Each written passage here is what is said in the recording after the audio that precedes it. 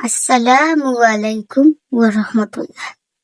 প্রিয় ভাই ও বোনেরা, একটি প্রশ্নের উত্তর কি আপনি জানেন? যদি একজন মানুষ সারা জীবন অনেক গুনাহ করে, অনেক ভুল করে, তারপর একদিন আল্লাহর কাছে কাঁদতে কাঁদতে ফিরে আসে, তাহলে কি আল্লাহ তাকে ক্ষমা করবেন? এই প্রশ্নের উত্তর দিয়েছেন স্বয়ং আল্লাহ। আল্লাহ তাআলা পবিত্র কোরআনে বলেন, হে আমার বান্দাগণ, যারা নিজেদের উপর জুলুম করেছ, তোমরা আল্লাহর রহমত থেকে নিরাশ হইও না।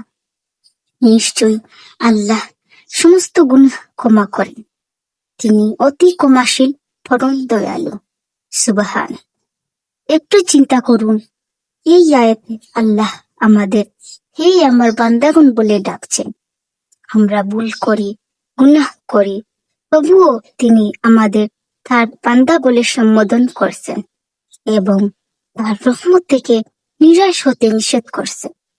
রাসূলুল্লাহ সাল্লাল্লাহু আলাইহি ওয়াসাল্লাম বলেছেন, আল্লাহ তার বান্দার তওবায় এত বেশি আনন্দিত হন, যেমন কোনো ব্যক্তি জনমানবিহীন মরুভূমিতে হারিয়ে যাওয়া বাহন ফিরে পেয়ে আনন্দিত হয়। প্রিয় ভাই ও বোনেরা, আল্লাহ চান আমরা তার দিকে ফিরে আসি। তিনি চান না আমরা গুনাহের মধ্যে ডুবে থেকে নিরাশ হয়ে যাই। কিন্তু প্রশ্ন হলো, সত্যিকারের তওবা কি? প্রথম, যে গুনাহে লিপ্ত আছি তা ছেড়ে দিতে হবে। দ্বিতীয়, অন্তর থেকে নিজের ভুলের জন্য অনুতপ্ত হতে হবে। তৃতীয়, ভবিষ্যতে সেই গুনাহে আর ফিরে না যাওয়ার দৃঢ় সংকল্প করতে হবে। আর যদি কোনো মানুষের অধিকার নষ্ট করে থাকি, তাহলে তার হক ফিরিয়ে দিতে হবে।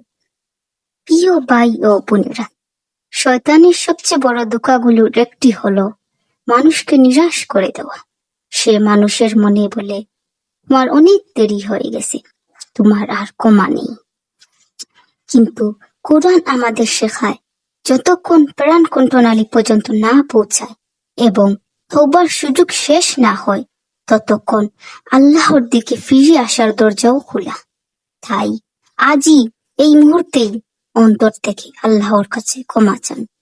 হয়তো আপনার একটি আন্তরিক তওবা আপনার জীবনের সবকিছু বদলে দিতে পারে।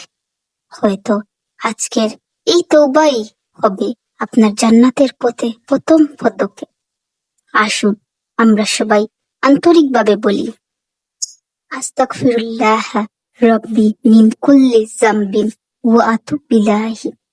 হে আল্লাহ, আমাদের ছোট বড়, প্রকাশ্য গোপন সকল গুনাহ ক্ষমা করে দিন। আমাদের অন্তরকে পবিত্র করে দিন। আমাদের খাঁটি তওবা করার তৌফিক দান করুন এবং মৃত্যুর আগ পর্যন্ত আপনার আনুগত্যের উপর অটল রাখুন। আমিন। আসসালামু আলাইকুম ওয়া রাহমাতুল্লাহ।